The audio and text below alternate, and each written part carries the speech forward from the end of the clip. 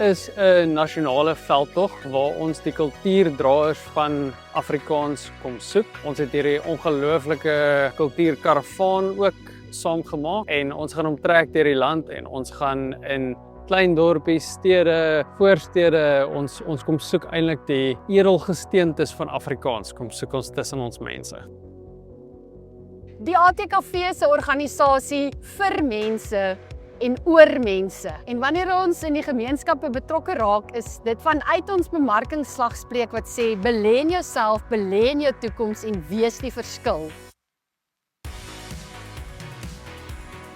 Hoekom ons by Kultuurkaravaan betrokke is so eenvoudig soos vakansie en Suid-Afrikaanse kultuur is eintlik maar sinoniem. Vakansie en verblyf is maar net een deel van daardie wegbreek. Dit is om te gaan na 'n plek wat jy nie elke dag in jou bewustheid het nie, om nuwe mense te ontmoet, om nuwe kulture te leer ken, om nuwe kos te proe.